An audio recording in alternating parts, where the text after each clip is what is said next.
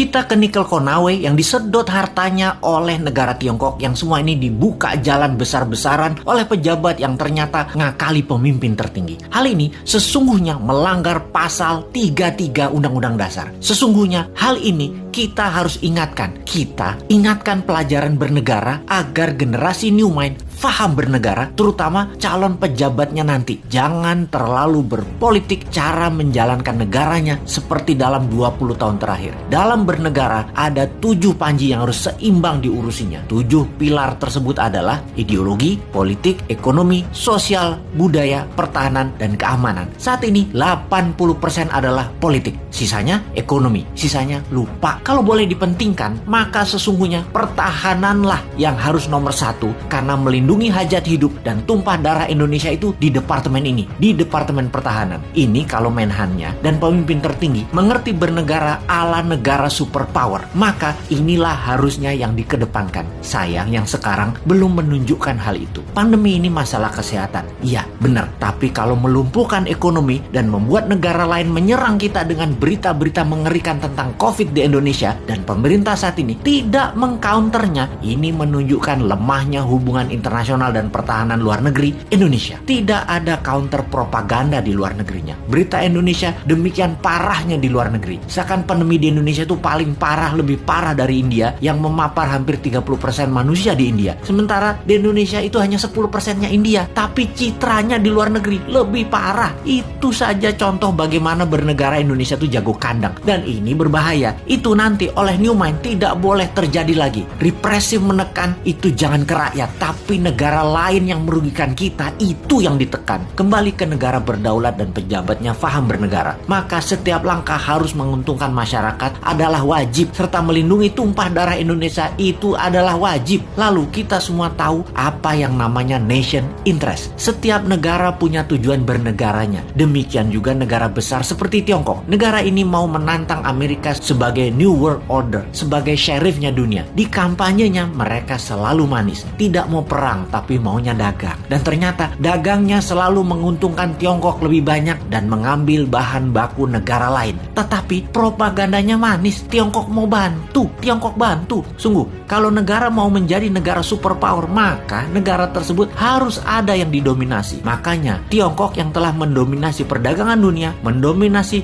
distribusi dunia, mendominasi produk murah, mau mendominasi energi yang namanya baterai. Untuk mendominasi baterai, mereka perlu nikel. Untuk itu, nikel terbesar di dunia hanya ada di Indonesia. Mereka mainkanlah. Pokoknya bagaimana caranya bikin semua orang silau, tak melihat niat jahat tadi yang terlihat nolong, pindah gede-gedean tambang nikel dan pabrik smelter, mengambil secepatnya bahan baku Indonesia mumpung masih berkuasa dan dibukakan jalan. Dijanjikannya Indonesia akan punya pabrik baterai, tapi bahan bakunya dihajar habis dulu sampai habis. 3 tahun lagi rasanya cukup buat mereka hajar habis tambang tersebut dan menjadikan Tiongkok punya cadangan selama 20 tahun ke depan untuk jadi raja baterai dunia. 90% keuntungan nikel adalah kalau dijadikan baterai, dan itu strategi Tiongkok. Sementara kita dapat taiknya Tiongkok. Sudah sejak 4 tahun lalu kita berjuang mengingatkan bahayanya tambang nikel di Sulawesi karena tidak menghasilkan keuntungan apapun buat Indonesia atau kurang menghasilkan keuntungan buat Indonesia.